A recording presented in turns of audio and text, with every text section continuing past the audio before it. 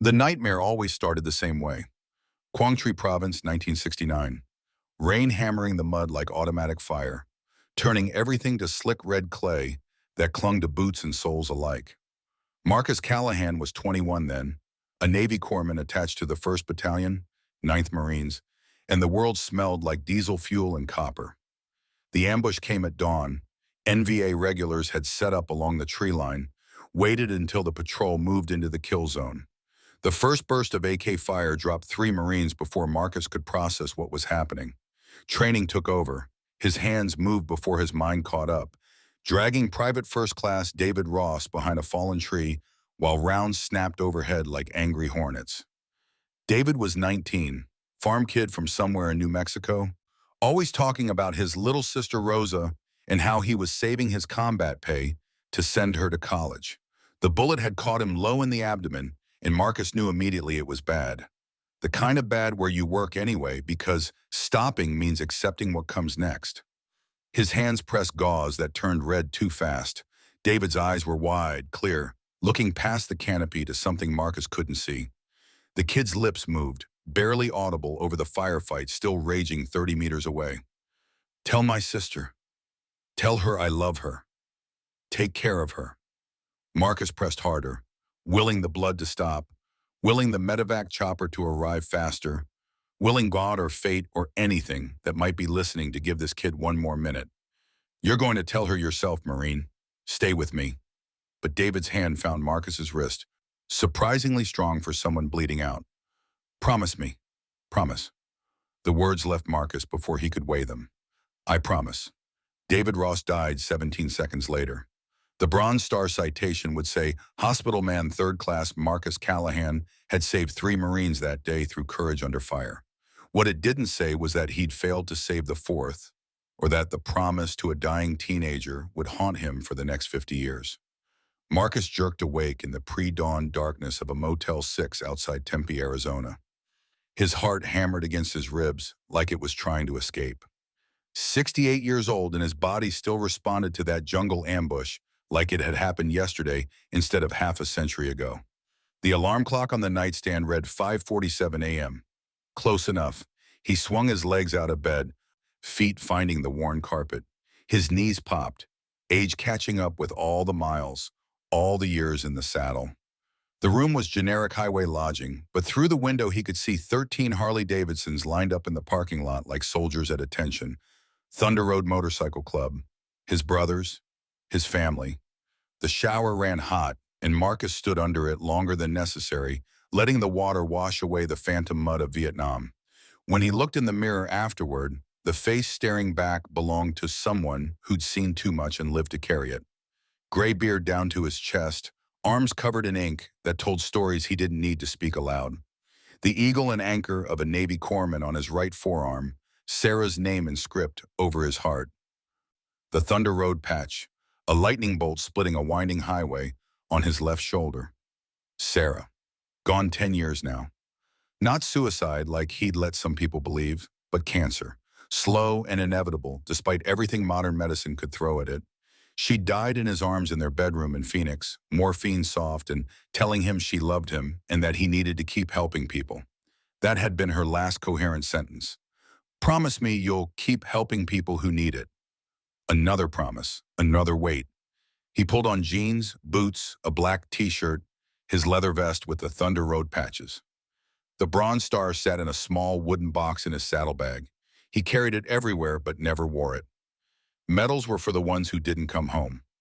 Outside, the Arizona morning was just beginning to warm. The desert sky held that particular quality of light that happened only in the hours before the sun turned everything hostile. Samuel Preacher Johnson was already up, sitting on his bike and reading from a worn Bible. He looked up as Marcus approached. "Bad dreams again?" Marcus didn't need to answer. Preacher had his own nightmares from Desert Storm, where he'd served as an army chaplain and watched good men die while he held useless prayers on his tongue. They understood each other in that particular way that only combat veterans could. "We riding today or philosophizing?" Preacher smiled, tucked the Bible into his saddlebag. "Both, probably.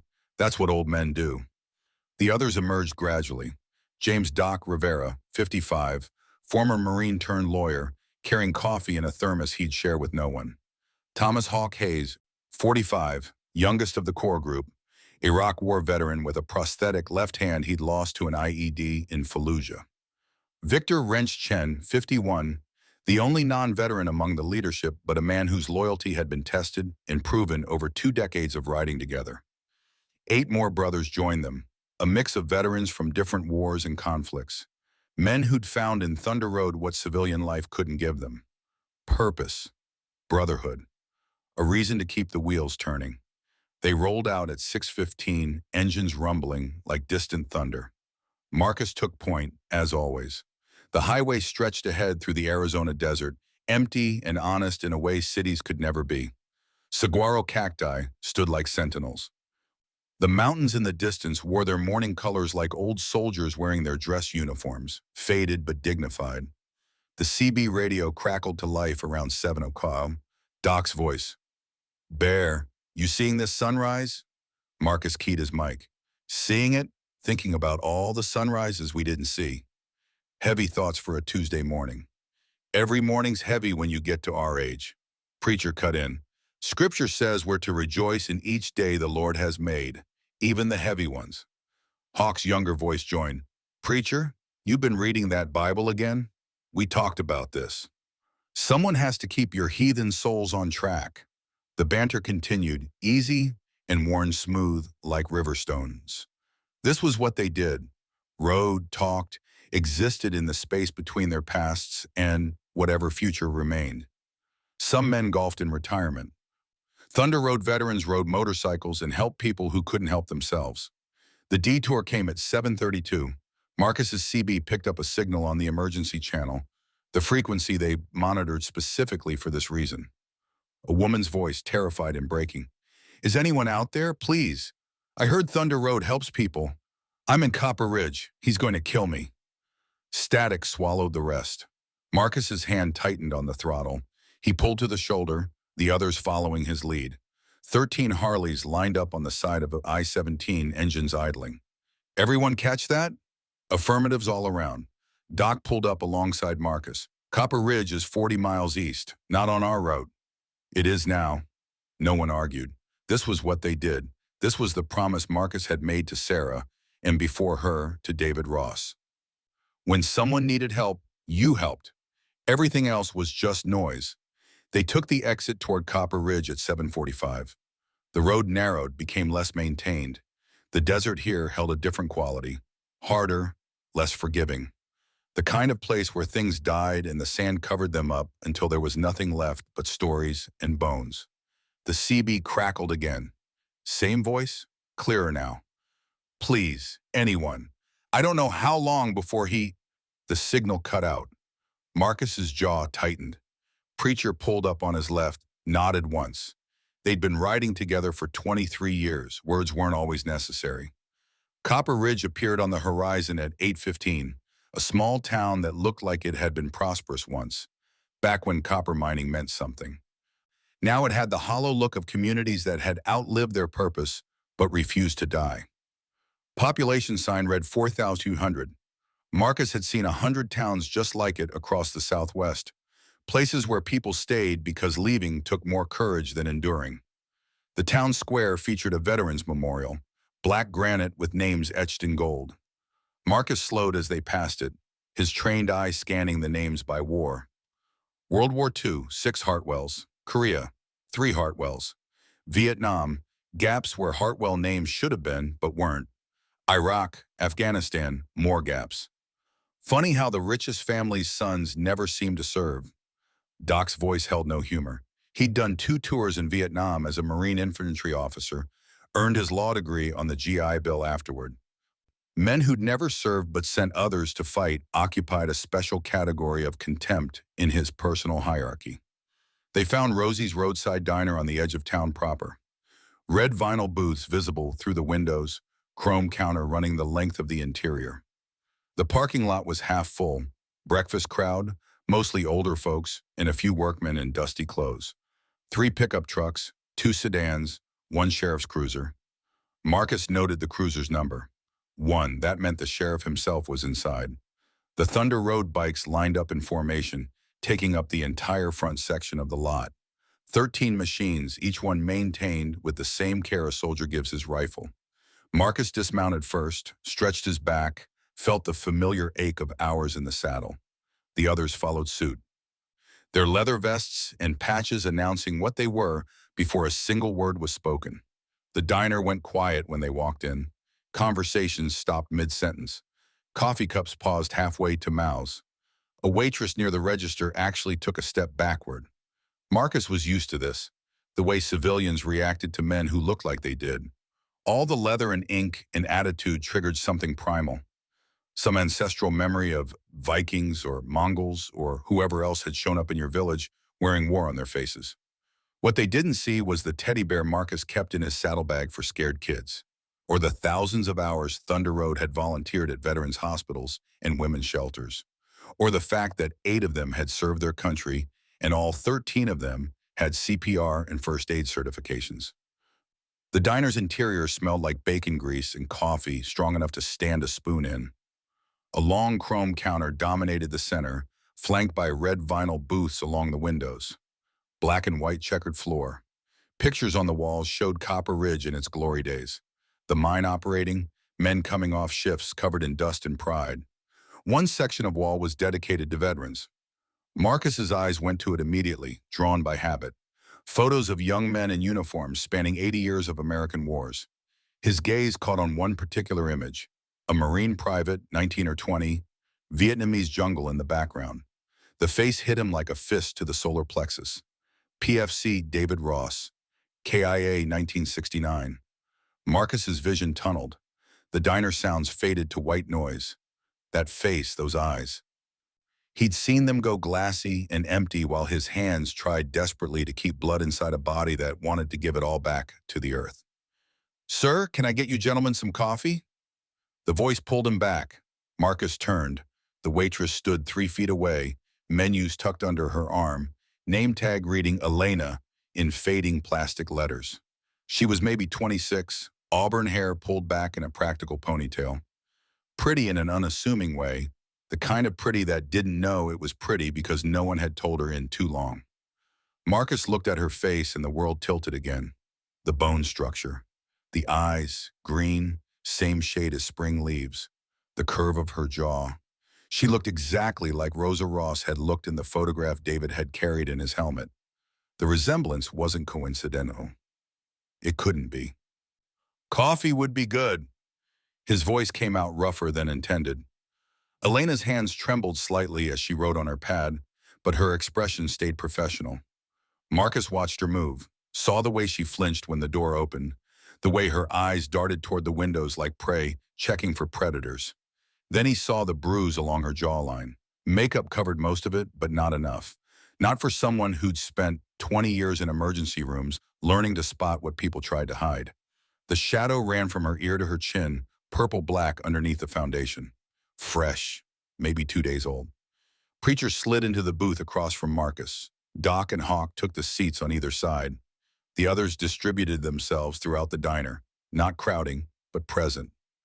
They'd done this before, created a perimeter without making it obvious they were doing so. Elena returned with coffee. When she reached across the table to fill Marcus's cup, her sleeve rode up. The bruises on her wrist were unmistakable, finger-shaped, dark as thunderclouds. Someone had grabbed her hard enough to leave imprints. Marcus's jaw tightened, but he said nothing yet. "What's good here?" Elena managed a small smile. "The breakfast special's popular. Eggs, bacon, hash browns, toast, coffee's included. We'll take 5 of those. Take your time bringing them out." She nodded, turned to go. Marcus spoke quietly, just loud enough for her to hear. "Miss, I used to be an ER nurse for 20 years. Those bruises tell a story." Elena froze. Her back was to him, but Marcus saw her shoulders tense, saw her hand grip the coffee pot tighter. She didn't turn around. "I'm fine, just clumsy. Bruises on the wrist, arranged like that, that's from someone grabbing you. The one on your jaw is from a backhand, probably wearing a ring.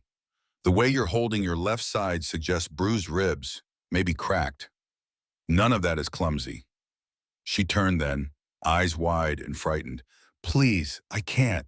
If anyone sees us talking like this, if he finds out. Who? Elena's gaze flicked to the windows, then back. I need this job. Please don't make trouble. Marcus leaned back, kept his voice gentle. We're not here to make trouble for you, but if someone's hurting you, we can help. That's what we do. Nobody can help. His family owns half this town. The door chimed. Lena's face went white. A man in his mid-30s walked in, tall, athletic build, dark hair slicked back with too much product, designer jeans and a polo shirt with the collar popped. He carried himself with the particular arrogance of someone who'd never been told no in any way that mattered. Elena turned away fast, busied herself refilling coffee cups at other tables. The man's eyes tracked her movement like a cat watching a bird. Then his gaze shifted to the bikers, and his expression hardened. Elena, back office, now! His voice carried authority that expected obedience. Elena's hands shook as she set down the coffee pot. Marcus saw her glance at the door, calculating distance and odds. She walked toward the back, head down. The man followed, his hand finding the small of her back in a gesture that looked possessive from across the room. That him? Preacher's question barely qualified as a whisper. Marcus nodded once. Doc was already pulling out his phone, snapping a photo of the man before he disappeared through the kitchen doors. Hawk's prosthetic hand rested on the table. The real one was out of sight, probably near the knife Marcus knew he carried. Easy. We gather information first. The kitchen door swung open. An older woman emerged, 60-something, wearing a waitress uniform that had seen better decades.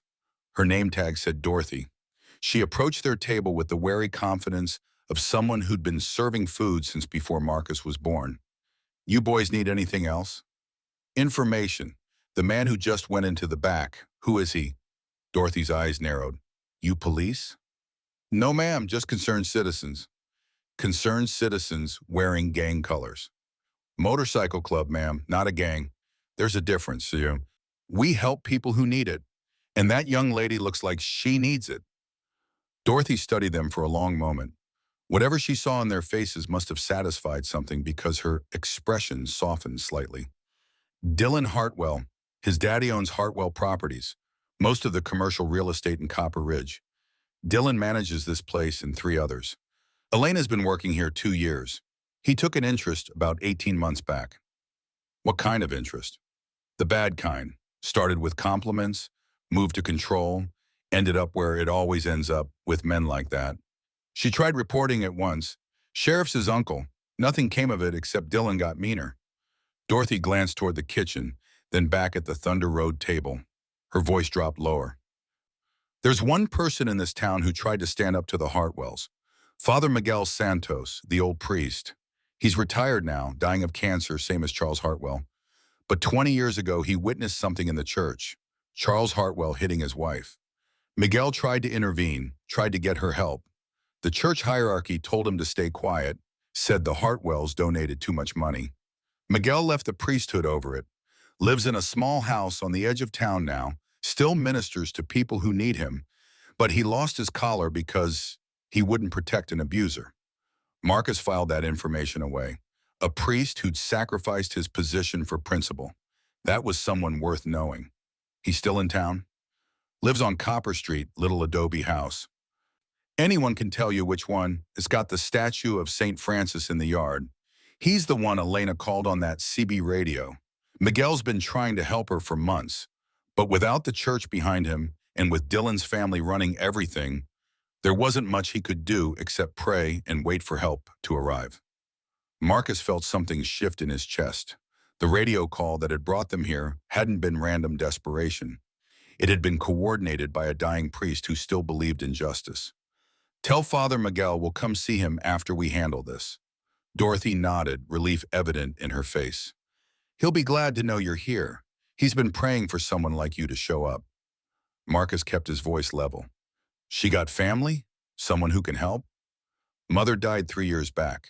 Cancer, no siblings, no father in the picture. Elena's alone and Dylan knows it. That's why he picked her. The kitchen door opened again. Elena came out first, eyes red but dry. Dylan followed, adjusting his collar. He walked past the Thunder Road table without acknowledgement. Went to the register, made a show of counting cash. His knuckles were bruised, fresh, like he'd hit something recently. Or someone. Marcus caught Elena's eye as she approached with their food. She shook her head fractionally. Don't. Please don't. The plea was clear, even without words. But Marcus had made a promise 50 years ago to a dying Marine. Take care of his family. He'd failed to find Rosa, failed to deliver David's last message, failed to keep his word for half a century. Elena Martinez, if that was her full name, if the coincidence was actually fate, represented a chance at redemption he hadn't thought possible. Dylan walked toward the door, keys jangling in his hand. He paused at the threshold, looked back at Elena. Don't forget, inventory tonight, 9 o'clock. Don't be late. The threat in his voice needed no translation. Elena nodded mutely. Dylan pushed through the door, climbed into a red Ford F-150 with custom rims and tinted windows. The truck's engine roared, too loud, compensating for something, and he peeled out of the parking lot. Marcus waited until the truck was out of sight. Elena, what's your mother's maiden name? She looked confused by the question. Ross, Joy? Your mother, was her name Rosa? Yes, Rosa Ross before she married my father. How did you? Marcus's chest felt tight. 50 years. 50 goddamn years of searching, and here she was, serving him breakfast in a dying town in Arizona. David's niece, the little sister he'd died thinking about. Except not so little anymore, grown, alone, trapped by a predator wearing expensive cologne. Did your mother ever mention an uncle? David Ross, Marine, killed in Vietnam. Elena's eyes widened. Uncle David, she talked about him all the time. He was her big brother. He died before I was born, but Mama said he was a hero. She kept his photo by her bed until the day she died. Why are you asking me this? Marcus pulled his wallet from his back pocket. Inside, tucked behind his driver's license, was a photograph. Creased, faded, carried for 50 years. He laid it on the table. 4 Marines in jungle fatigues, arms around each other's shoulders, grinning despite the mud and exhaustion. Marcus was on the left, 21 and invincible, in the way only young men about to discover their own mortality could be. Second from left, David Ross. I was his corpsman. I was with him when he died. Quang Tri Province, April 7th, 1969. He asked me to take care of his family. I've been looking for Rosa, for your mother, for 50 years. Elena sank into the booth seat like her legs had stopped working. She picked up the photo with shaking hands. That's him. That's Uncle David. Mama showed me pictures, but they burned in a house fire when I was 12. I haven't seen his face since. He talked about you. Well, about Rosa and how she wanted kids someday. He was saving his pay to send her to college. He died thinking about family, asking me to watch over them. Tears ran down Elena's face, cutting tracks through the makeup that covered her bruises. He would have hated seeing me like this, trapped, scared. Then let us help you. You don't understand what you're offering. The Hartwells run everything here. Dylan's father owns half the town. His uncle is the sheriff. The judge is Dylan's godfather. I tried leaving once, made it as far as Phoenix before Dylan found me. He was waiting at my apartment when I got back. He didn't hit me that time. He just showed me videos on his phone, videos of him following me for 3 days. Showed me pictures of the women's shelter I'd visited. Said if I tried again, he'd burn it down, with people inside. Doc leaned forward. I used to be a prosecutor, then a defense attorney. I know the law, and I know how men like Dylan operate. They rely on fear and isolation. You break either one, their power disappears. But his family doesn't scare me. I've stared down drug cartels and mob lawyers. Some small-town real estate dynasty isn't going to make me lose sleep. Elena looked around the table at these scarred, weathered men who'd ridden into her life like something from a different era. Why would you help me? You don't know me. Marcus touched the photograph, David Ross's young face smiling up from 50 years ago. Because I made a promise to your uncle. Because he died asking me to take care of his family. Because I failed to find your mother for 5 decades, but I found you. And because letting you stay in danger would dishonor every Marine I ever served with. The diner door chimed again. This time, a sheriff's cruiser pulled into the parking lot. A man in his early 60s emerged, tall, thick around the middle, wearing the weight of authority and years with equal discomfort. His nameplate read Hartwell, Wade Hartwell, Dylan's uncle. He walked into the diner, eyes sweeping across the Thunder Road members with practiced assessment. Then his gaze landed on Marcus and something shifted in his expression. Recognition, fear, guilt. "Folks doing all right here?" His voice tried for casual but missed. Marcus stood, slowly, no threat implied, but his full 6'4" frame making a point anyway. They stood nearly eye to eye, two men on the far side of 60, carrying different kinds of damage. "We're fine, Sheriff, just having breakfast." Wade's eyes narrowed. "You look familiar. We met before?" "Vietnam, 1st Battalion, 9th Marines, Quang Tri Province." Wade went pale. His hand moved unconsciously to his sidearm, not reaching for it, but just touching it, grounding himself. "Corpsman?" "Navy Corpsman Marcus Callahan." "You were there when Ross died." It wasn't a question. Marcus felt the pieces clicking into place, understanding blooming cold in his chest. "You were there too."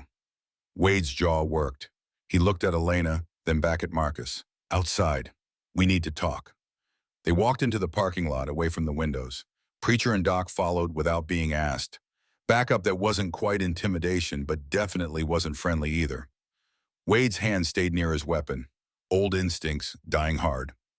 "You remember that day?" Marcus's voice was flat, emotionless. "I remember every day from that tour. But April 7th, 1969? Yeah, I remember. Ambush at dawn. 4 Marines wounded, 1 KIA. PFC David Ross died in my arms while I tried to keep his blood inside his body. He asked me to take care of his sister. I promised him, then spent 50 years trying to keep that promise." Wade's face crumpled. 60 years old, and suddenly he looked ancient, like every one of those years had piled on at once. "I ran. Christ help me, I ran. I was 19 and scared, and the shooting started, and I left them. Left you. Left Ross. I know. How? Because I saw you. Saw you disappear into the jungle while I was working on wounded Marines. Saw you come back an hour later after the shooting stopped. Saw the shame on your face then too. You've been wearing it ever since, haven't you?" Wade's eyes were wet. "Every day, every single day, for 50 years I've lived with being a coward. Figured I'd at least be a cop, protect people, make up for it somehow. But the Hartwells, Dylan's father Charles is my brother. When he offered me this job, I took it. Told myself I could do good here. Instead, I just became a different kind of coward. Protected people who should be in prison. Looked away when I should have looked closer." Like with Elena. Wade flinched like he'd been struck. "Dylan's got problems. His father, Charles, taught him wrong. Taught him that Hartwell men take what they want. That power means control. I tried talking to Charles, tried getting Dylan help. But every time Elena or another girl tried to report, Charles made it go away. His money, his influence. And I let it happen because I'm still that scared 19-year-old running through the jungle." Marcus stepped closer. "You know David Ross was Elena's uncle. That girl in there is the family I promised to protect. You going to stand in my way?" "No," the word came out broken. Wade pulled off his sheriff's badge, looked at it like he'd never seen it before. The metal caught the morning sun. "I resign, effective immediately, and I'll testify against Dylan, against Charles, against myself if it comes to that. I'm done running." Doc pulled out his phone, hit record. "Say that again. For the record." Wade looked at the camera. "I'm Sheriff Wade Hartwell of Copper Ridge, Arizona. I'm resigning my position and I'm prepared to testify about corruption in this department and about crimes committed by Dylan Hartwell and Charles Hartwell. I've been complicit in covering up assaults, harassment, and abuse for the past 5 years. I was a coward in Vietnam, and I've been a coward ever since. That ends today." Doc stopped recording. "That's going somewhere safe.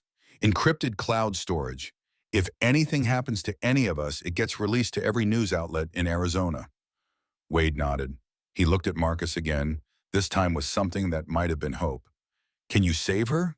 Elena, can you get her out of this? That's the plan. Dylan won't let her go easy. He's not stable. The drinking's gotten worse. Charles has been talking about institutionalizing him, but Dylan's 34, he can refuse treatment. And when Dylan gets cornered, he gets violent. We've handled violent before. Not like this. Dylan's got 3 friends, other rich kids who think they're invincible. They've hurt people before, sent a guy to the hospital last year for looking at Dylan's girlfriend wrong. No charges filed, of course. Charles paid off the victim and his family. Preacher spoke for the first time. Sheriff, you just spent 50 years running from doing the right thing. You want redemption? Help us protect that girl. Wade looked at the badge in his hand. Then he dropped it in the dirt. What do you need? Inside the diner, Elena watched through the window as the sheriff, former sheriff now, drove away. She didn't understand what was happening, but she felt a shift in the air, like before a storm when the pressure changed and you knew something was coming. Dorothy approached her, touched her arm gently. Hun, those bikers, they're trouble, but not the kind you're afraid of. I've seen their type before. My husband was a Marine in Vietnam. That tall one, the one with the gray beard, he's got that same look Tom had. Like he made promises he's still keeping. They say they can help me, but nobody can help. Dylan's been getting away with things because good people stayed quiet. Maybe it's time somebody didn't stay quiet.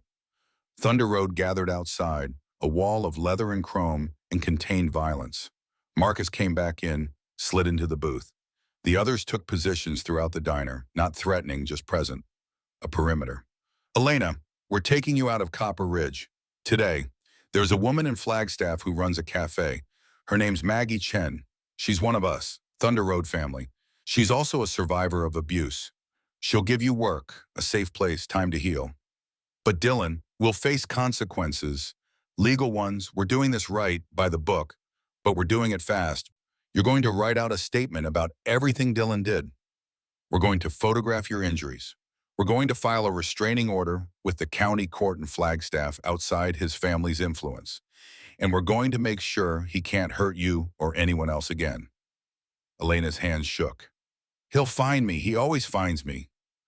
Doc leaned in. He found you before because you were alone. Now you're not. You've got 13 brothers who've seen combat in 3 different wars. You've got a former prosecutor who knows every legal trick. You've got a sheriff ready to testify against his own family. And you've got a promise made 50 years ago by a dying Marine that we intend to keep. Dylan Hartwell is a bully with money. We're trained professionals with purpose. There's a difference. I'm scared. Marcus's voice was gentle in a way that somehow made him seem more dangerous, not less. That's okay, fear is smart. But staying here, that's not fear, that's surrender. And your Uncle David didn't raise a family of people who surrender. Elena closed her eyes, saw her mother's face, saw the photograph of Uncle David in his Marine dress blues that had hung on the wall until fire took it. Saw herself in 5 years, still trapped, still broken, still disappearing a little more every day. Okay, one word, but it changed everything. They moved fast. Elena's trailer sat on the edge of town, 3 miles from the diner. A single-wide manufactured home on cinder blocks, surrounded by desert scrub and broken dreams. She'd lived there with her mother until cancer took her, then alone, then with Dylan's presence hanging over everything, even when he wasn't physically there. Thunder Road formed a convoy, Marcus and Elena on his bike, the others surrounding them. If Dylan was watching, and he probably was, he'd see his prey disappearing inside a wall of steel and loyalty. Inside the trailer, Elena packed with shaking hands. Clothes, photographs. Her mother's jewelry, not worth much in dollars, but priceless in memory. A journal filled with Rosa's handwriting, entries that stopped mid-sentence 3 years ago, when the morphine made writing impossible. Marcus stood in the living room looking at the walls. A photograph caught his attention. Rosa Ross Martinez in her 20s, smiling, holding a baby girl. Elena. Another photo, a Marine in dress blues, 19 years old, serious expression despite the youth, David Ross. Marcus's hand went to his own chest where his heart hammered against ribs that had somehow survived 50 years when David's hadn't. He was Mama's hero. Elena stood in the doorway to her bedroom, a duffel bag in her hands. She talked about him constantly, said he was brave, that he died protecting his squad. She never got over losing him. Sometimes I'd find her crying, looking at his picture. She named me Elena Rose, same initials as his name, David Ross, like he was still with us somehow. He was with you, through her, through the values she taught you. Bravery isn't the absence of fear, it's doing what needs doing despite the fear. You're being brave right now. I'm terrified. I know, brave and terrified often look the same. The roar of an engine cut through their conversation. The red Ford F-150 skidded to a stop outside, kicking up dust and gravel. Dylan emerged, rage written across his face in letters too large to miss. He had 3 other men with him. His friends, Wade had called them. Trust fund kids playing at being tough. Marcus stepped onto the trailer's small porch. Thunder Road materialized around him, not rushing, just appearing like they'd been there all along. 13 men, 8 of them combat veterans, all of them committed to a cause that had nothing to do with money or territory, and everything to do with keeping promises. Dylan climbed the steps. Up close, he stank of alcohol and expensive cologne trying to mask it. Elena, get in the truck. Now! She's not going anywhere with you. Dylan's eyes fixed on Marcus with the kind of hatred only entitled men feel when their property develops opinions. This is none of your business, old man. Actually, it's exactly my business. I made a promise to her uncle, a Marine who died serving his country while your grandfather was buying his way out of the draft, and your father was paying doctors to declare him unfit for service. I promised to take care of his family. She's family. So yeah, my business. You don't know who you're messing with. Doc stepped forward, held up his phone. We know exactly who we're messing with. Dylan Hartwell, 34, manager at Rosie's Roadside Diner, and 3 other properties owned by Hartwell Real Estate, son of Charles Hartwell and Caroline Brennan, nephew of Sheriff Wade Hartwell, who, by the way, just resigned and is prepared to testify against you. 2 prior assault complaints that mysteriously disappeared. 3 civil suits settled out of court with NDAs attached. You're not as scary as you think you are. You're just rich. Dylan's friends shifted, trying to look threatening. Hawk caught their attention with a particular smile, the kind that said he'd seen actual combat and these soft boys didn't register as threats. His prosthetic hand rested casually on his belt, the real one out of sight. Elena belongs to me. Marcus's voice dropped to something cold and final. Elena belongs to herself, and she's leaving with us. You can accept that, or you can try to stop us. But I promise you, son, you don't want to choose option 2. Your father is a real estate developer who dodged Vietnam and raised you to think money equals power. I'm a combat veteran with 12 brothers who've spent the last 20 years helping people your family hurts. We're not impressed by your daddy's bank account. Dylan's hand went to his pocket. Marcus saw the movement, recognized the shape of a weapon. Probably a knife, maybe a small pistol. But before Dylan could draw whatever he planned to draw, Preacher was there, his hand on Dylan's wrist, applying pressure to a nerve cluster that made Dylan's fingers go numb. Don't do that, son. We're all trying to keep this peaceful. Once weapons come out, peaceful gets complicated. Dylan jerked free, stumbled backward. His friends caught him. For a moment, Marcus thought it might escalate, but Dylan saw something in their faces, all of them, the whole Thunder Road crew, that made whatever calculation he was running come up short. This isn't over, not even close. He got back in his truck, his friends piling in after him. The engine roared, tires spun, and they were gone in a cloud of dust and impotent fury. Elena came out of the trailer, bag packed, tears on her face. He's going to come after us. You don't know him like I know him. He never lets go. Marcus took her bag, secured it to his bike. We know men like him. We've dealt with bullies our whole lives, in boot camp, in combat, in civilian life. They're all the same. They rely on fear and isolation. You break those, they've got nothing. I'm putting you all in danger, Preacher's voice was firm. Danger is our natural habitat, has been since we were young enough to wear uniforms. You're not putting us anywhere we haven't already been. They rode out of Copper Ridge at noon, the sun high and merciless. Elena held on to Marcus like he was the only solid thing in a world that had turned to quicksand. Behind them, the town receded into desert and memory. Ahead, Highway 17 stretched toward Flagstaff and something that might, with time and work, become safety. Marcus thought about David Ross, about promises made and kept, about how 50 years could pass in what felt like minutes when you carried guilt. But redemption, real redemption, happened 1 mile at a time. The road unwound before them, and for the first time in decades, Marcus felt something that might have been peace beginning to take root in the wasteland of his conscience. Behind them, in Copper Ridge, Dylan Hartwell sat in his father's office and made phone calls. To lawyers, to friends with less conscience than money, to people who owed favors and didn't ask questions. The storm was coming. But Thunder Road had weathered storms before. Flagstaff appeared through the heat shimmer like a mirage made solid. 7,000 feet elevation meant pines instead of saguaros, mountain air instead of desert furnace. Marcus felt Elena's grip loosen slightly as they climbed into cooler temperatures and thicker oxygen. The human body knew safety on an instinctual level, responded to it before the conscious mind caught up. Maggie's Cafe sat on Route 66, the historic highway that had carried generations of Americans across the continent back when roads meant freedom instead of just transportation. The building wore its age honestly. Brick facade from the 1940s, neon sign that probably hadn't been updated since Eisenhower was president. Victor Wrench Chen's wife had bought the place 15 years ago with money saved from 2 decades of waitressing.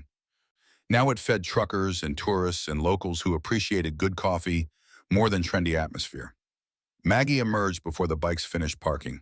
54 years old, Chinese-American, 5 feet of compressed determination wrapped in a floral apron. She'd survived an abusive marriage in her 20s, escaped with 2 black eyes and a broken collarbone, rebuilt herself one day at a time. Victor had found her working at a truck stop in Nevada, recognized something in her eyes that mirrored what he saw in combat veterans. They'd been married 22 years now. She took one look at Elena, and understanding passed between them without words, the way survivors recognized each other across any distance. "Come inside, honey. Let's get some food in you." The cafe smelled like coffee and home cooking. Red vinyl booths lined the windows. Black and white photos covered the walls. Route 66 in its heyday, classic cars, travelers from another era when America moved slower and maybe noticed more. A corner booth held a collection box for the Coconino County Women's Shelter. Maggie donated 10% of her profits every month. Elena slid into a booth, exhaustion finally catching up with adrenaline. Maggie brought coffee without asking, and then scrambled eggs and toast.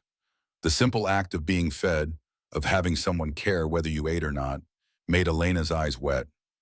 How bad was it? Maggie's question held no judgment, only recognition. Elena's hands wrapped around the coffee mug like it was winter instead of June. 18 months. Started with compliments, moved to control. He'd check my phone, tell me what to wear, who I could talk to. When I pushed back, he pushed harder. The first time he hit me, he cried after. Said he was sorry, said it would never happen again. I believed him. They always cry the first time. It's part of the pattern. Remorse buys compliance.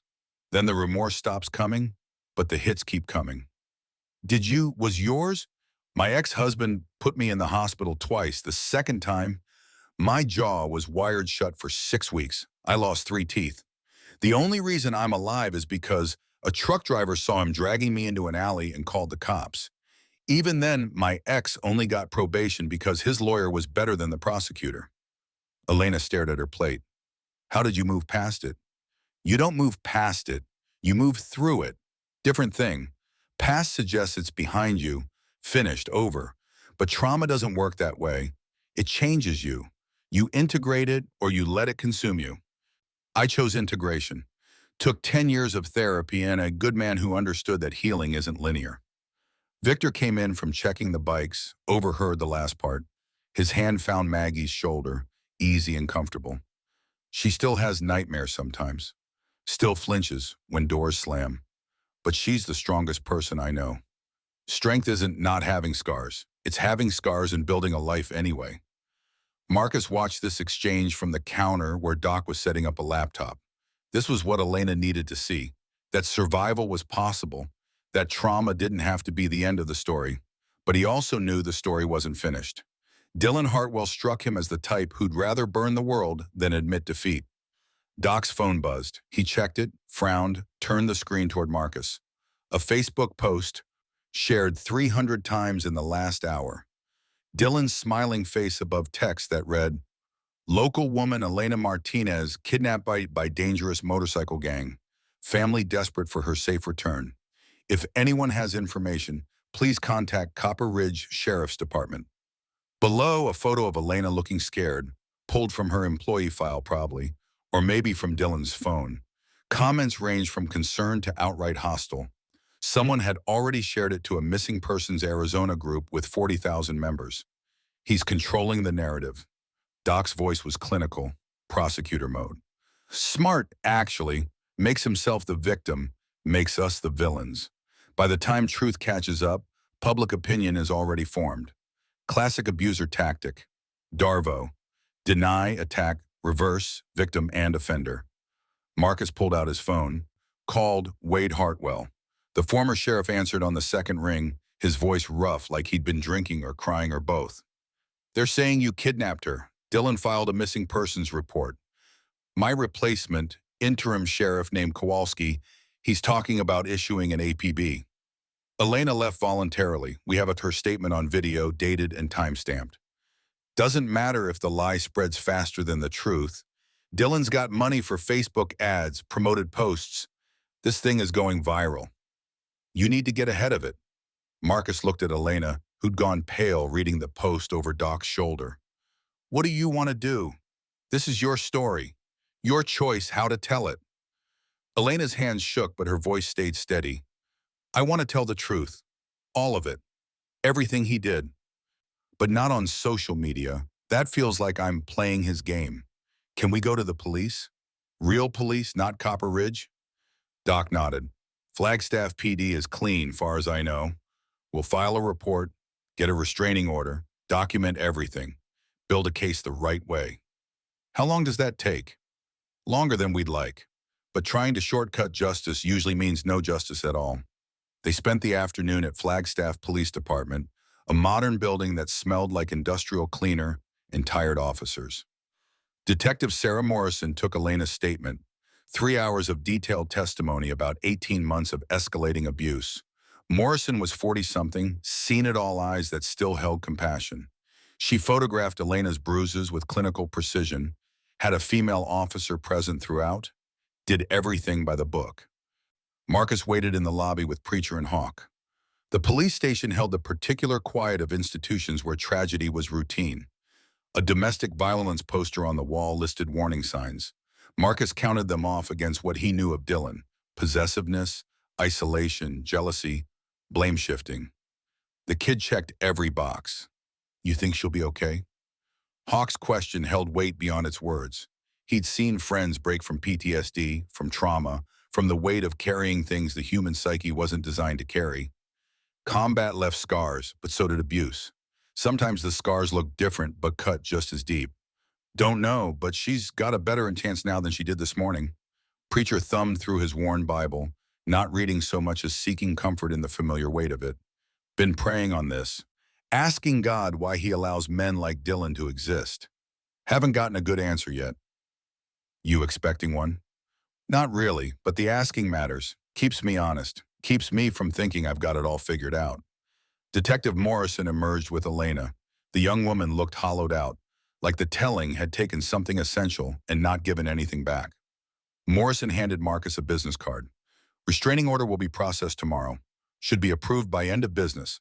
I'm also contacting Arizona Attorney General's office. If what Elena describes is accurate, and the Copper Ridge Sheriff's Department has been covering for the Hartwell family.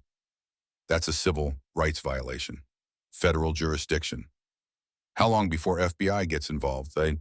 Could be days, could be weeks. The wheels of justice turn slowly. especially when you're talking about small-town corruption. Rich family with connections, local law enforcement compromise. This isn't a quick fix. Marcus felt his jaw tighten. Meanwhile, Dylan's out there telling his version, poisoning the well. Unfortunately, yes. Best thing you can do is keep Elena safe and document everything. Every contact, every threat, every violation. Build an airtight case. They returned to the cafe as sunset painted the mountains in shades of rust and gold. Maggie had prepared a room above the cafe, small apartment she usually rented to long-term guests. Elena stood in the doorway, looking at the space like she couldn't quite believe it was real. This is mine? I can stay here? Long as you need. Rent as you help me in the cafe when you're ready. No pressure, no timeline. Healing happens at its own pace.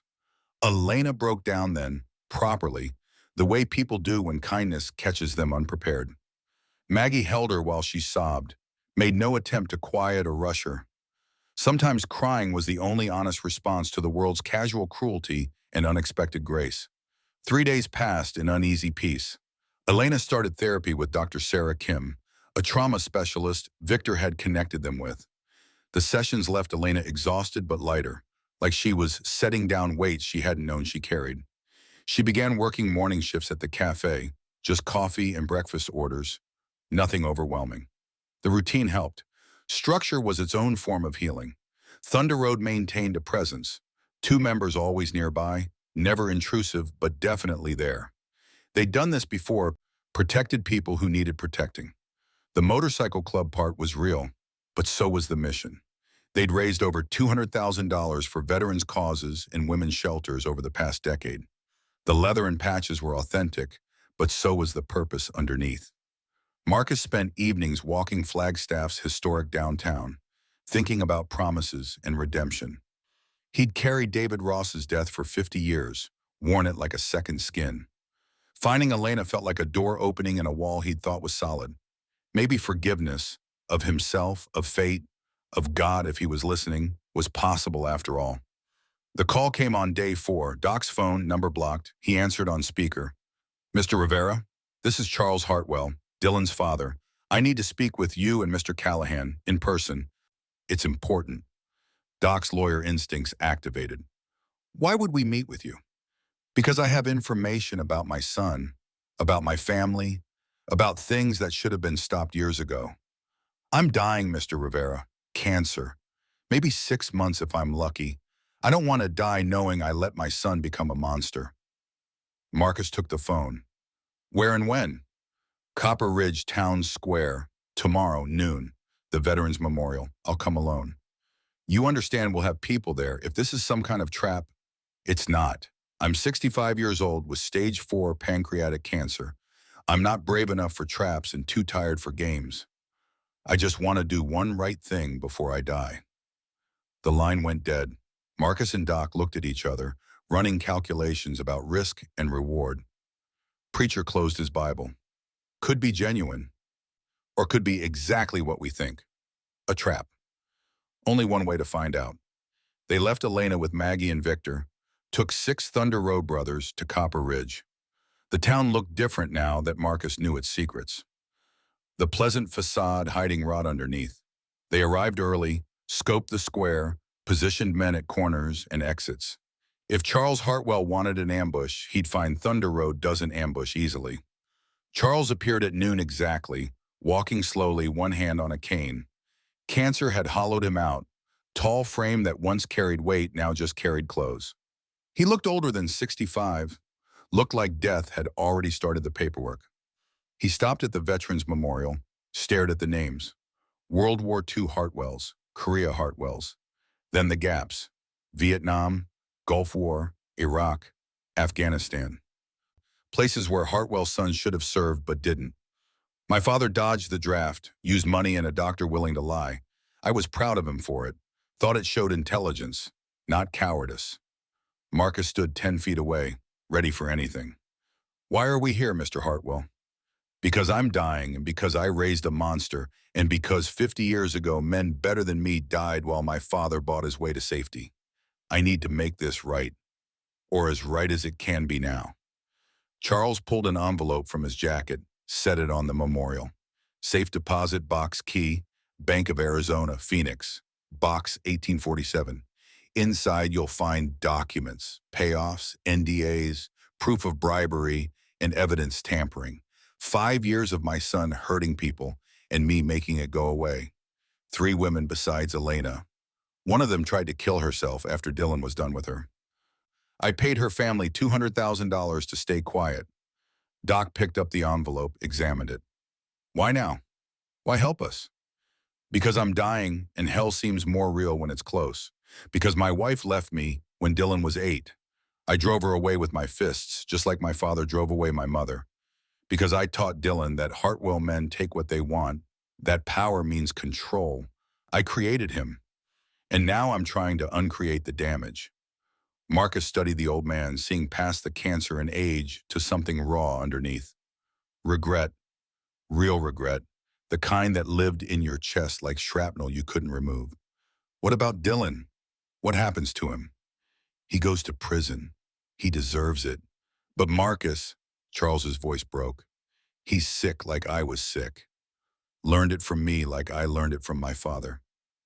If there's any way he can be helped, not just punished, I'm asking, one father to another, try.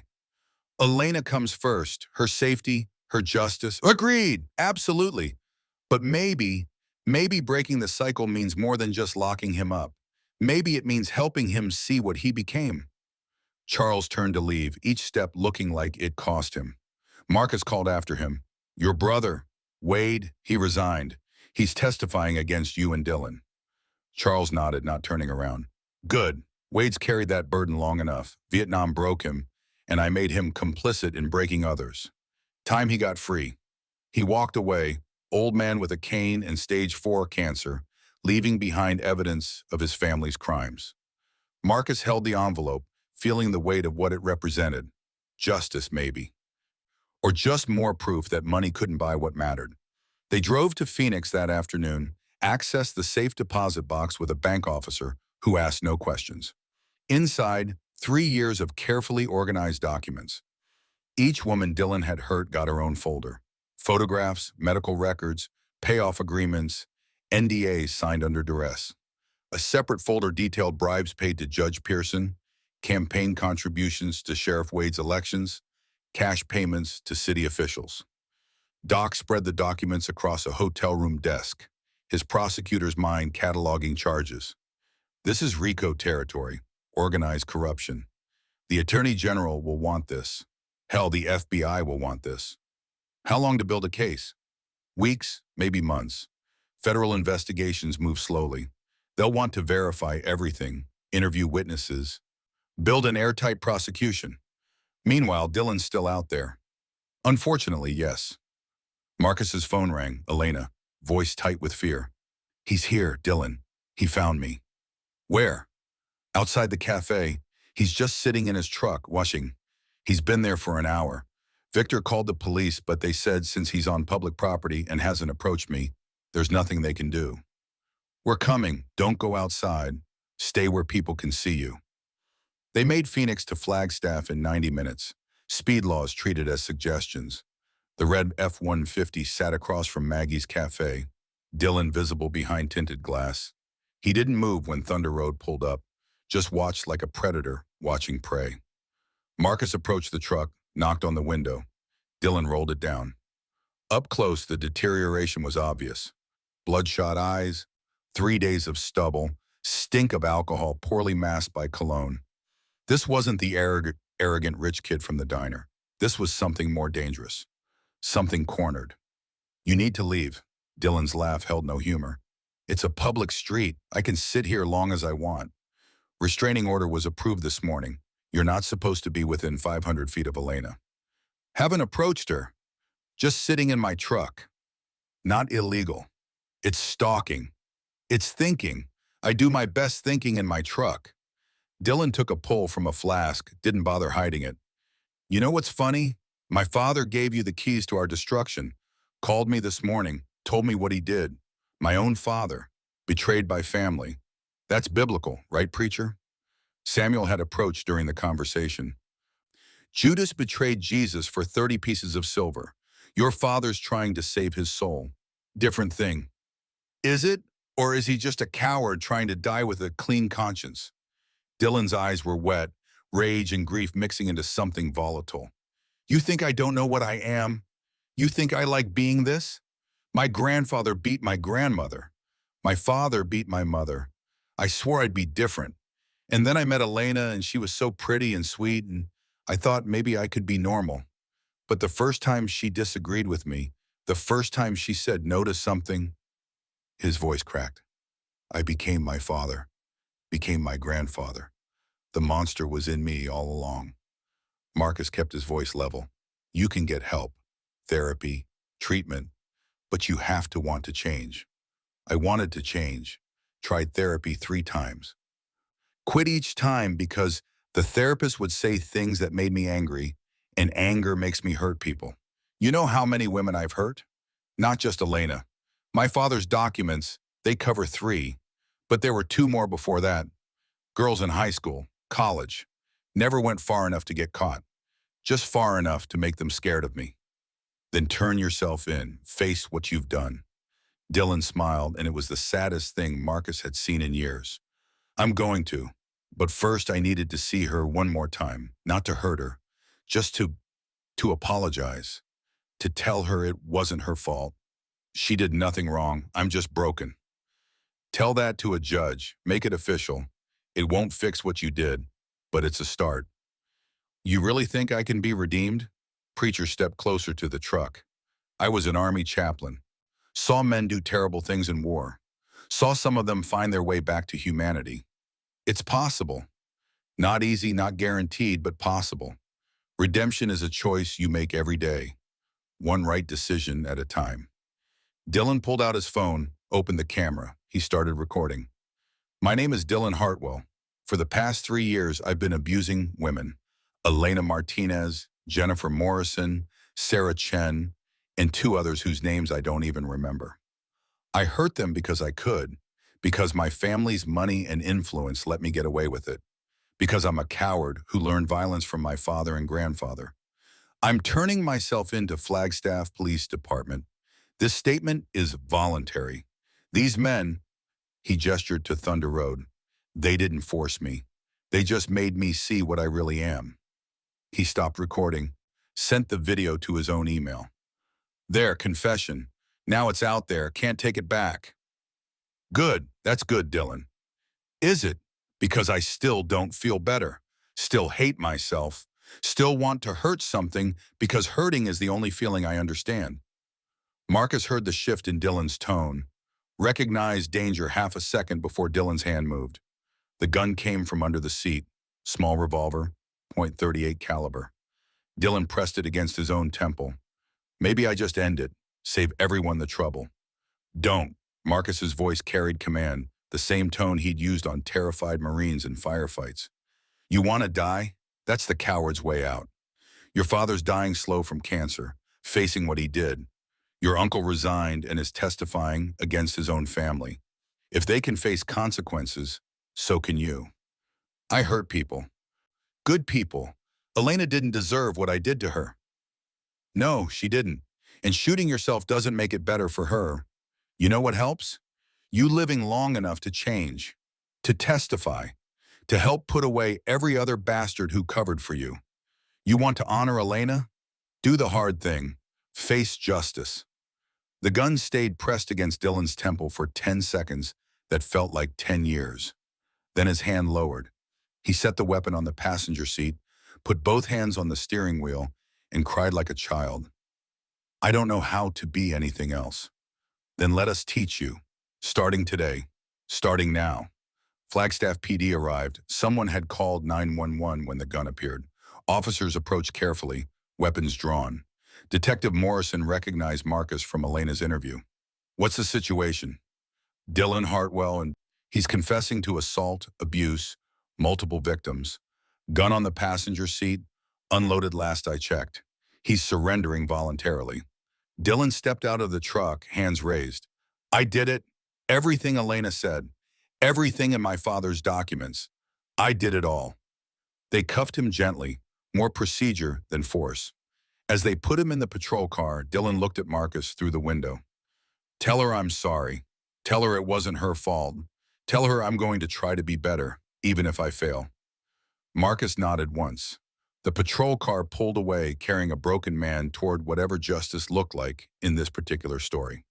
Father Miguel Santos arrived in Flagstaff 2 weeks later. 68 years old, Chicano, dying of the same cancer that was killing Charles Hartwell. He'd been the priest in Copper Ridge for 30 years before retiring, knew every secret the town held.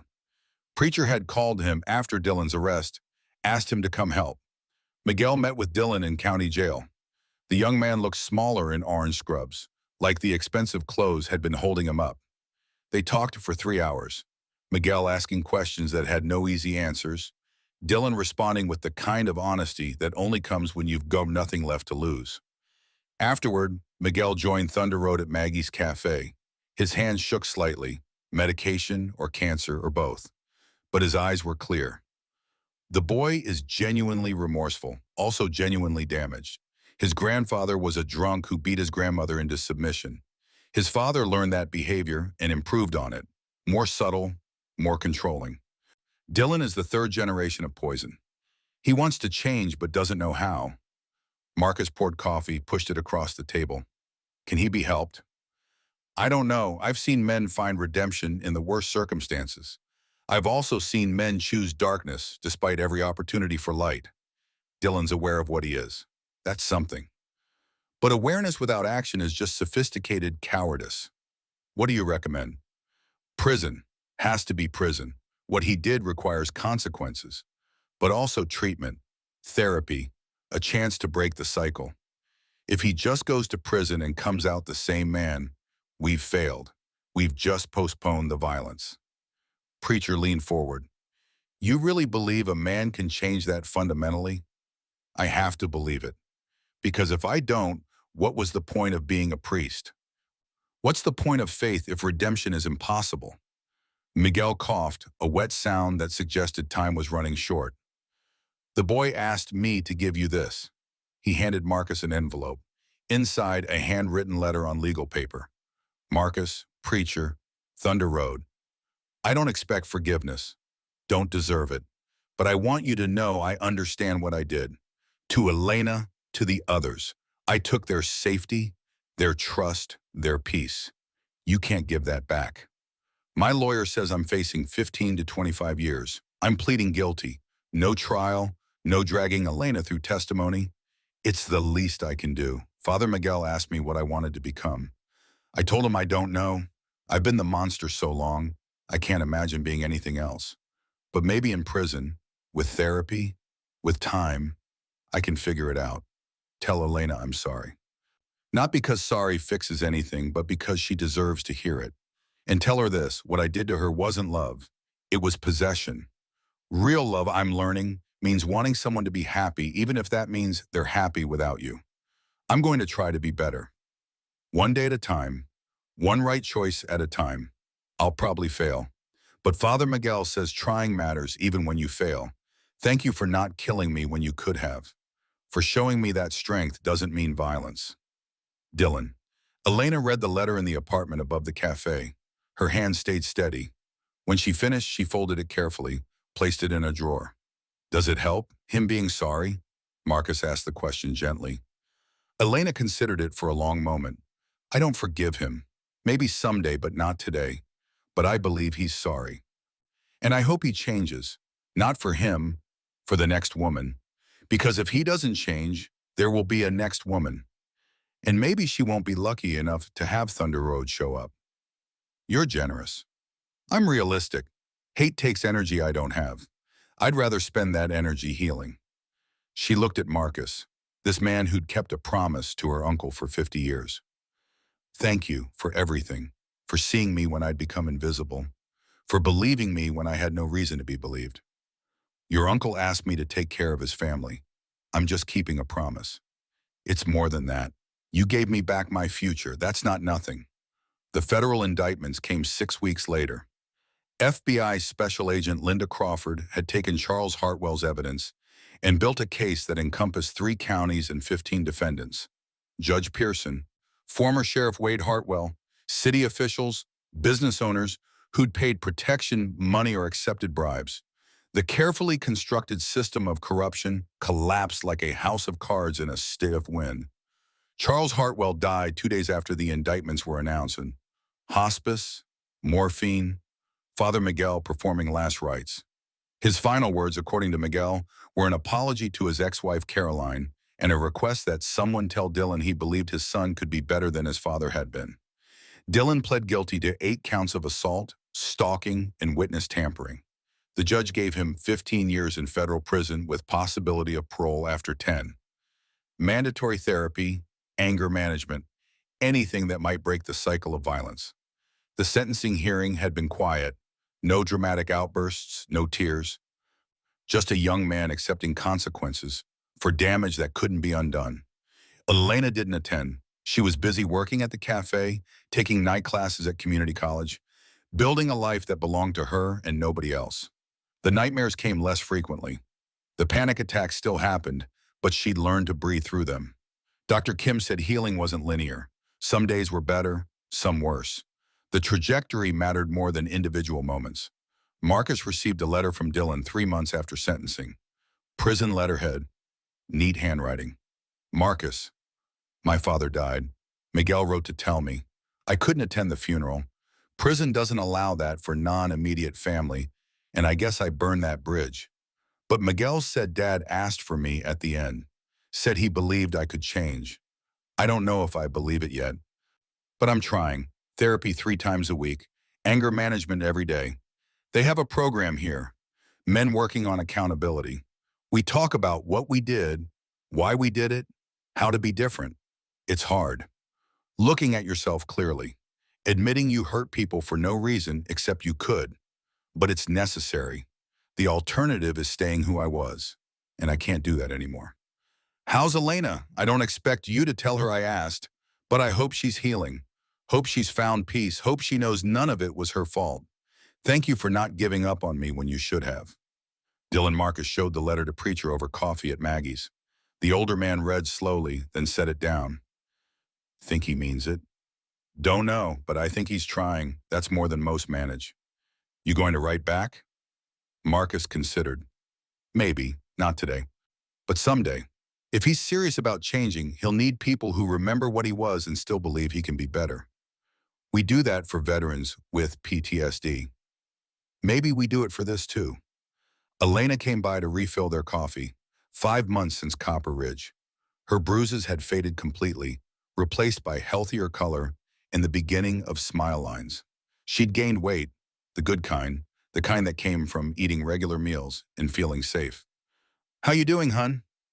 Maggie's question came with the ease of friendship earned through shared experience. Elena smiled, genuine and reaching her eyes. Good, better. Some days are hard, but most days are okay. I'm thinking about getting my own apartment soon. Maybe adopt a cat. That feels like something a person with a future would do. Marcus watched her pour coffee with steady hands.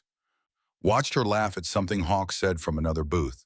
Watched her exist in the world without fear written across every movement. This was what promises looked like when you kept them. This was redemption. Not erasing the past, but building something despite it. Outside, Thunder Road bikes lined the curb. 13 machines representing 13 men who'd decided helping people mattered more than comfortable retirement. The road stretched ahead, and somewhere on it, another person needed help. Another promise waited to be made and kept. Marcus sipped his coffee and felt, for the first time in 50 years, that the weight of David Ross's death had shifted. Not disappeared, it would never disappear, but it had become something he could carry without being crushed. Elena caught his eye, smiled, mouthed 2 words. Thank you. Marcus nodded. The road had brought him here. The road would take him other places. But in this moment, in this cafe, drinking coffee with brothers who understood what duty meant, he was home. The long road home. Finally, winter arrived in Flagstaff with the kind of cold that made memories sharper. Marcus stood outside Maggie's cafe watching snowfall on Route 66, thinking about how weather marked time better than calendars. 78 years old now, and his bones felt every one of those years when the temperature dropped. The arthritis in his knees made mounting the Harley harder each season, but he kept riding anyway.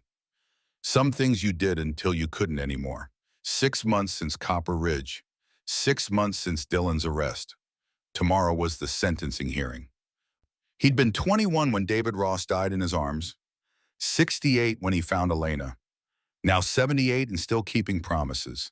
The math of a life measured in obligations honored. Elena emerged from the cafe, wrapped in a coat too big for her frame, probably Victor's, barred against the unexpected chill. She'd been working full shifts for 3 months now, enrolled in Arizona State's online social work program. Dr. Kim said her progress was remarkable, but Marcus knew better than to trust words like remarkable when it came to trauma. Healing happened in increments too small to measure until one day you look back and realize you'd traveled miles. You don't have to come tomorrow. Elena pulled the coat tighter. I know, but I want to, need to maybe. Dr. Kim says facing him might help, or it might set me back. Won't know until I try. What are you hoping for? She considered the question with the seriousness it deserved. I don't want revenge. I'm not wired that way, but I want him to understand, really understand, what he took from me, and I want to see if he's really changing or just performing change because it's what people expect. Marcus recognized the wisdom in that. At 26, Elena possessed clarity about human nature that some people never achieved. Trauma could destroy you or sharpen you into something harder and more honest. She'd chosen sharpening. They drove to Phoenix at dawn, Thunder Road forming escort, not all 13, just the core 5. Doc, Preacher, Hawk, Wrench, the brothers who'd been there from the beginning. The courthouse was modern glass and steel, built to impress rather than comfort. Inside, the marble floors echoed footsteps like judgments being passed. Dylan's attorney was expensive. Charles Hartwell's money, one last gift from a dying father. But the lawyer had nothing to work with. Dylan had confessed on video, pled guilty to every charge. This hearing was about consequences, not innocence. The courtroom filled with people whose lives had intersected with Dylan's violence. Jennifer Morrison, 32, who'd left Copper Ridge after Dylan's assault and spent 2 years rebuilding herself in California. Sarah Chen, 29, whose suicide attempt had been documented in Charles Hartwell's evidence files. 2 others whose names Marcus didn't know, but whose faces carried identical stories written in the language of survival. Judge Catherine Walsh presided, 60 years old, former prosecutor, reputation for fairness tempered with appropriate harshness. She read the charges with the flat effect of someone who'd seen too many cases like this, knew that behind every legal proceeding was a person's demolished sense of safety. Dylan sat at the defense table in a suit that hung wrong on him. He'd lost weight in county jail, lost the arrogance that had made him seem larger than his actual size. When he stood to address the court, his voice was steady but empty of everything except exhaustion. I'm guilty of every charge. I hurt people who trusted me. I used my family's power to avoid consequences. I became the kind of man my grandfather was. My father was. I have no excuse except that violence was what I learned, and I never tried to learn anything else until it was too late. Judge Walsh's expression didn't change. Mr. Hartwell, remorse is easy in a courtroom. The question is whether it translates to actual change. I've heard pretty apologies before. They mean nothing if the behavior continues. I understand. I'm not asking for leniency. I deserve prison. I'm just asking for a chance to become someone different while I'm there. The victim impact statements began. Jennifer Morrison spoke first, her voice gaining strength as she went. She described dates with Dylan that became interrogations, affection that became control, disagreements that became violence. When she tried to leave, Dylan had threatened her job, her apartment, her reputation. She'd fled Copper Ridge with nothing except the clothes she wore and the knowledge that staying meant dying.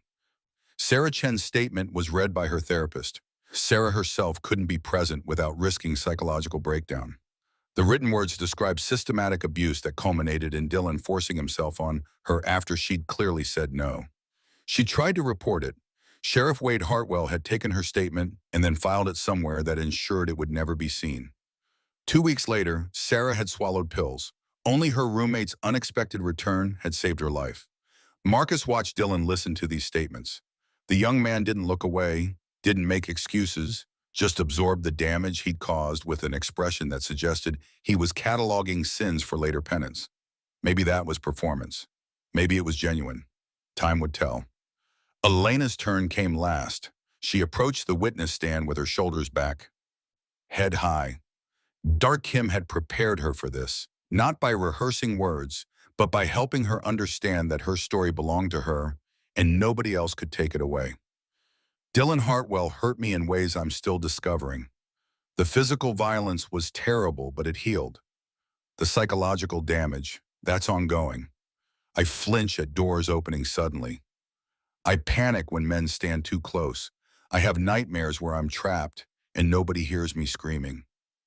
Her voice stayed level, factual, like she was describing weather instead of trauma. But I want to say something that might surprise people. I don't hate Dylan. I pity him. He was taught wrong, raised wrong, became wrong. That doesn't excuse what he did. Actions have consequences, regardless of their origin. But I think he can change. I hope he changes. Not for him, for whoever comes after me. Because if he doesn't change, there will be someone after me. She pulled a folded paper from her pocket. This is a letter my Uncle David Ross wrote to my mother in 1969, right before he died in Vietnam. A Navy corpsman named Marcus Callahan kept it for 50 years and gave it to me 6 months ago. I want to read part of it. Elena's hands shook slightly, but her voice stayed strong. Uncle David wrote, "If I don't make it home, teach your children to be better than me, better than us, better than war. Teach them that strength is in kindness, not violence. That courage is in forgiveness, not revenge. That the measure of a person is how they treat those who can't fight back." She looked at Dylan directly for the first time. My uncle died at 19 for values he believed in. You're 34 and you've spent your adult life violating every value he held sacred. But he also believed in redemption, in people's capacity for change. So I'm going to honor his memory by hoping you prove him right, by hoping prison makes you better instead of just older. The courtroom held silence so complete Marcus could hear his own heartbeat. Judge Walsh's expression had shifted. Not softened exactly, but acknowledged that something unusual had just occurred. Victims demanding their abusers' rehabilitation wasn't standard courtroom procedure. Dylan stood without being asked. "Elena, His voice cracked. "I don't deserve your hope, but I'll try to earn it anyway. Thank you for being braver than I ever was." Judge Walsh let the moment settle before speaking. "Mr. Hartwell, you're sentenced to 15 years in federal prison. Eligible for parole after 10, contingent on completion of intensive therapy programs, anger management courses, and demonstrated behavioral change. You will register as a sex offender upon release. You will be permanently barred from contact with your victims unless they specifically request otherwise." The gavel fell. Deputies approached to take Dylan into custody. As they led him away, he looked back at Elena one final time. She didn't look away, didn't flinch, just met his gaze with the kind of strength that comes from surviving what should have broken you. Outside the courthouse, Elena collapsed against Marcus like strings had been cut. He held her while she shook, not crying, just releasing tension that had been building for months. Preacher stood nearby, hand on his Bible, lips moving in silent prayer. Doc was already on his phone, ensuring the court records reflected everything accurately. This was what brotherhood looked like, everyone playing their role without needing to be told. "I need to go home now." Elena's voice was small, exhausted. They drove back to Flagstaff in silence, the kind of quiet that holds space for processing rather than demanding conversation. By the time they reached the cafe, Elena had fallen asleep against the truck window, her face peaceful in a way Marcus rarely saw when she was awake. 2 years passed in the way time does when you're rebuilding a life from rubble. Elena graduated with her associate degree in social work, began the bachelor's program. She moved into her own apartment, adopted a cat she named David. The nightmares decreased from nightly to weekly to occasional. Dr. Kim said she was one of the most resilient patients she'd treated, but Elena knew better. Resilience wasn't bouncing back. It was learning to live with permanent dents while still moving forward. Dylan's letters arrived monthly, forwarded through Father Miguel. Elena didn't read them at first.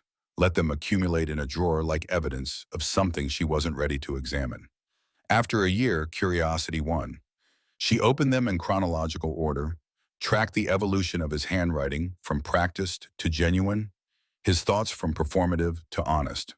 The earliest letters were careful, apologetic in the way people apologize when they want something. But around month 8, the tone shifted. Dylan stopped apologizing and started accounting. He described therapy sessions that made him see how his grandfather's violence had infected 3 generations, how his father Charles had tried to break free by becoming financially successful instead of physically abusive. But the control was still there, just better disguised. How Dylan himself had taken those lessons and perfected them. By month 18, the letters weren't addressed to Elena at all. They were addressed to himself, working through concepts that had no easy answers. What did it mean to be accountable when the damage couldn't be undone? How did you build an identity around something other than dominance when dominance was all you'd ever known? Could a man fundamentally change? Or was redemption just damage control with better PR? Elena found herself reading these letters with the clinical interest of the social worker she was becoming. Dylan was a case study in generational trauma and learned behavior. Understanding him didn't mean forgiving him, but it meant recognizing that monsters were made, not born. Marcus visited Dylan in prison on a Thursday afternoon in March. The facility was modern, clean, designed to rehabilitate rather than just warehouse. Dylan appeared in the visiting room wearing khakis and a polo shirt, prison issue but neater than his pre-incarceration wardrobe had been. He'd gained back the weight he'd lost, looked healthier despite being incarcerated. You didn't have to come. Marcus settled into the plastic chair across from him. I know, but I made a promise to Elena's uncle. And that promise includes making sure you actually change instead of just claiming to. How would you even measure that? By whether you're asking the question. Men who don't change never wonder if they're changing. They just assume they're fine. You asking means you're at least aware change is necessary. Dylan's hands rested flat on the table, a calming technique his therapist had taught him. Tell me about David Ross, Elena's uncle. You were with him when he died? Marcus hadn't expected the question.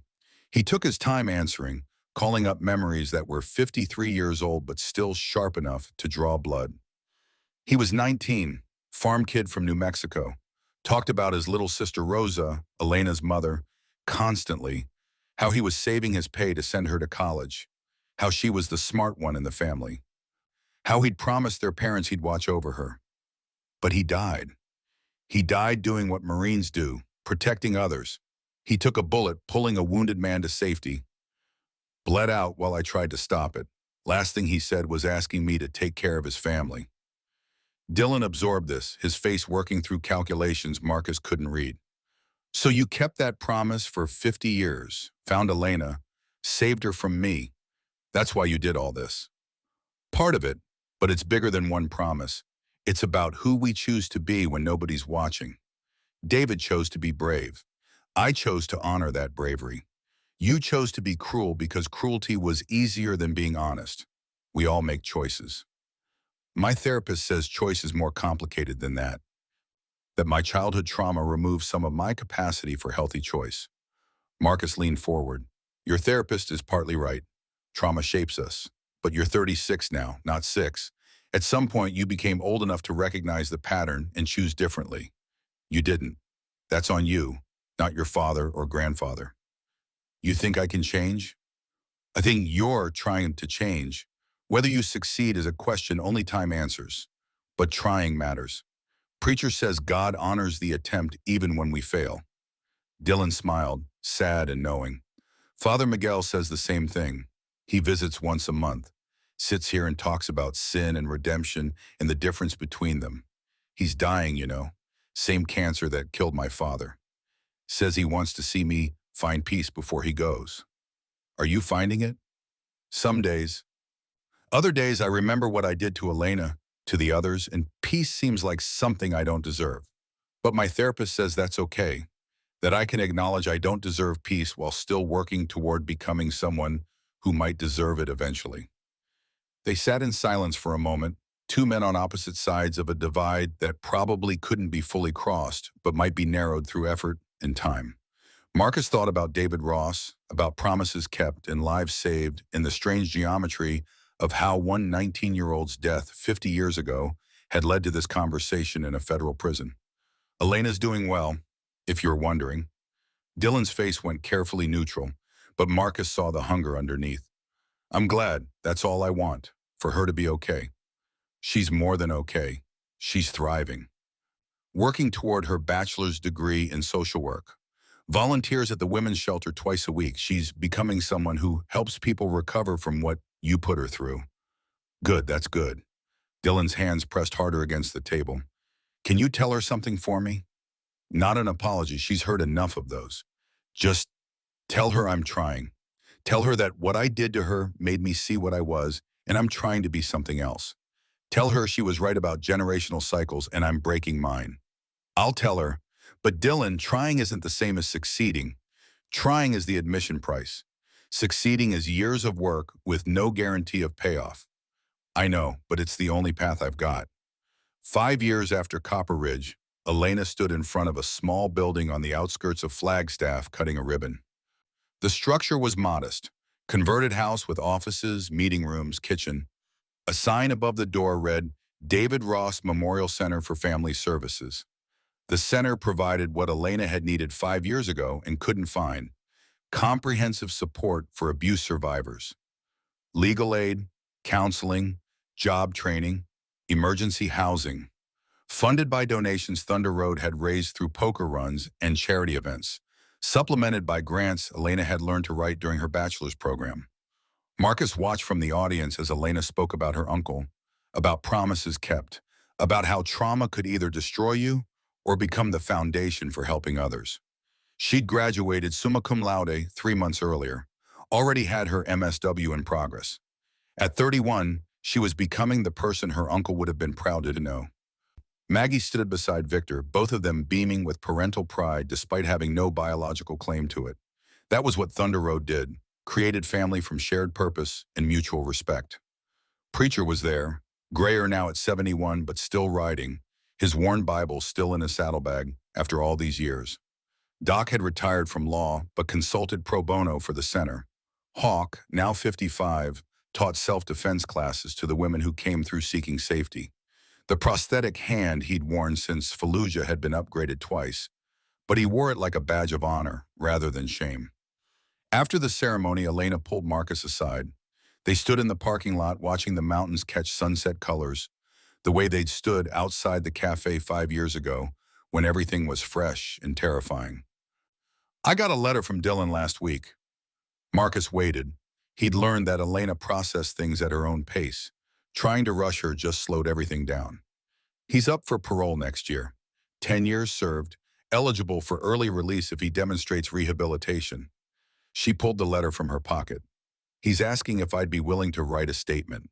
Not supporting parole. He specifically said he doesn't expect that. Just describing whether his absence has helped my healing. What are you thinking? I don't know. Part of me wants him to stay in prison forever. But another part thinks if he's really changed, keeping him locked up just to satisfy my need for revenge seems wrong, petty maybe. It's not petty. You're entitled to want your abuser punished. But punishment isn't the same as justice. Kim and I have been talking about restorative justice, the idea that justice means repairing harm, not just inflicting consequences. If Dylan's actually changing, if he could help other men recognize and change their behavior, isn't that more valuable than him rotting in a cell? Marcus recognized the sophistication of her thinking, the way trauma had sharpened her into someone who saw complexity where others saw simple binaries. What does your gut say? My gut says I'm scared. Scared he'll get out and revert. Scared he'll find me. Scared all his growth is performance for the parole board. But my head says fear isn't always wisdom. Sometimes it's just trauma speaking. You don't have to decide now. I know, but I think, she paused, gathering thoughts. I think I'll write the statement. I'll be honest. Say his absence helped, that I needed space to heal, that I'm still afraid. But also that I hope he's changing, that I believe people can change if they work at it. Let the parole board decide what that means. That's generous. Elena smiled, tired but genuine. It's not generosity, it's exhaustion. I'm tired of carrying hate. It's heavy and it doesn't change anything. I'd rather spend that energy building this, she gestured at the center, than maintaining anger. 6 months later, Dylan's parole hearing happened without drama. Elena's statement was read into the record. The board deliberated for 3 hours, returned with conditional parole. Dylan would be released after serving 10 years, required to continue therapy indefinitely, register as a sex offender, maintain employment, and have no contact with victims unless they initiated it. Elena didn't attend the hearing.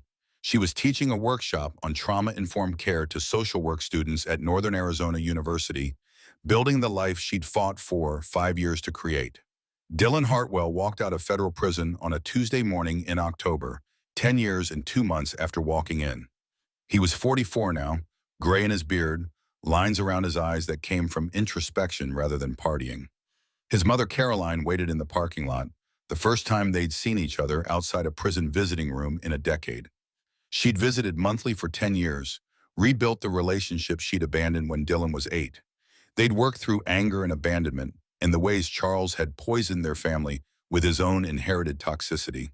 It hadn't been easy or pretty, but they'd done the work because the alternative was remaining broken. "Where do you want to go?" Dylan climbed into her car, still adjusting to being outside walls. "Tucson. I've got a job lined up at Habitat for Humanity, building houses." The parole officer approved it. "That's good. Honest work. It's what I can do. Work with my hands, help people have homes. Can't fix what I broke, but maybe I can build something useful." They drove south through Arizona landscape Dylan had forgotten was beautiful. Prison had its own ecosystem of concrete and chain link, made you forget the world had colors beyond gray and orange. The mountains looked impossible, like someone had painted them there as proof the universe could create things humans couldn't destroy. Tucson welcomed him with desert heat and careful anonymity. The Habitat director knew Dylan's history. Sex offender registry made secrets impossible, but believed in second chances the way Preacher believed in redemption. The work was physical, satisfying in its simplicity. You framed walls, hung drywall, installed windows. At the end of the day, you could see what you'd built. Concrete proof that you'd made something instead of destroying it. Dylan rented a studio apartment, furnished it with thrift store finds, lived quietly. Therapy twice a week with Dr. Benjamin Hart, who specialized in men's behavioral change. Meetings with his parole officer every Friday. NA sessions Tuesdays and Thursdays, even though alcohol was his drug of choice. The framework of accountability was what mattered, not the specific addiction. 6 months after release, Dylan received a letter forwarded through Father Miguel. Elena's handwriting measured and careful. "Dylan, I heard you were released. I'm not writing to congratulate you or welcome you back. I'm writing because my therapist suggested closure might help both of us. I don't forgive you. Maybe someday, but not today. What you did to me changed my life in ways I'm still discovering. I'm successful now. I run a resource center. I'm getting my doctorate. I help other survivors. But that success came at a cost measured in nightmares and panic attacks and years of therapy. But I want you to know I'm not consumed by what you did. I'm not defined by being your victim. I'm free, Dylan. Free in ways I wasn't even before I met you, because I had to learn what freedom actually meant. I hope you're changing. I hope you're becoming better. Not because you deserve it, but because the next woman deserves a man who's done the work. That's all I'll say. Don't write back. Just be better. Every day, for the rest of your life." Elena. Dylan read the letter sitting on his apartment floor, back against the wall, eyes wet. He didn't write back. She'd asked him not to, and respecting boundaries was lesson number 1 in his rehabilitation. Instead, he folded the letter carefully and put it in his Bible, the one Father Miguel had given him years ago. A reminder of what he'd been, what he'd cost, what he was trying to become. Dr. Hart asked about the letter in their next session. "How did it make you feel?" "Sad, grateful, ashamed, all of it at once." "That's appropriate. Those feelings are honest. What matters is what you do with them." "I keep working, keep trying." I don't get to stop trying just because it's hard or because I've been out 6 months. Trying is the rest of my life now. That's right. And Dylan, Hart leaned forward, his expression serious. You're doing well, better than most men who come through programs like this. But doing well doesn't mean you're cured, doesn't mean you can let your guard down. Behavioral change is maintained through constant effort. The day you think you're fixed is the day you become dangerous again. I know. My mother says the same thing, says I'm her son and she loves me, but she'll turn me in herself if I hurt someone. I believe her. Good, you should believe her. Accountability means accepting consequences, even from people who love you. 10 years after Copper Ridge, Marcus Callahan stood at David Ross's grave in the Arizona Veterans Memorial Cemetery. He was 78 now, officially retired from Thunder Road's presidency, though he still rode. His hair was fully white, his beard gray as winter snow, but his eyes still held the clarity of purpose that had driven him for nearly 60 years since Vietnam. Hawk had taken over leadership 3 years back, brought new energy while respecting old traditions. The club had grown to 30 members across 2 chapters, raised over $1 million for veterans and abuse survivors. Memorial Day services had just concluded. Flags dotted the cemetery like red, white, and blue flowers. Marcus had been coming here every year for the past decade, since he'd finally found David's resting place after 50 years of not knowing where his friend was buried. Elena approached carrying flowers. She'd asked to come this year, said she needed to meet her uncle properly even if he couldn't meet her back. At 36, she carried herself with the quiet confidence of someone who'd survived hell and built a life anyway. The resource center had expanded to 3 locations across Arizona. Her doctorate dissertation on intergenerational trauma and rehabilitation had been nominated for awards. Uncle David, I'm Elena. I think you knew that, though, wherever you are. I wanted to tell you about the last 10 years. She knelt, placed flowers on the grave. Marcus stood back, giving her space for this private conversation. Marcus kept his promise to you. He found me when I needed finding. He helped me escape someone who was hurting me. He showed me what good men look like, the kind who protect instead of control, who build instead of destroy. Her voice stayed steady, professional almost, like she was delivering a case presentation. I help people now, people like me, people who got trapped by someone who claimed to love them. We've helped 217 women in the past 5 years. 17 men too. Abuse doesn't discriminate. Every person we help, I think about you, about how you died protecting people, about how that legacy kept going through Marcus, through Thunder Road, through me now. Marcus felt his throat tighten. He'd spent 60 years carrying David Ross's death, 50 years failing to find Rosa, 10 years helping Elena heal. This moment, watching her talk to her uncle's grave about the life she'd built from trauma's rubble, this was what redemption looked like when you finally stopped running from your past.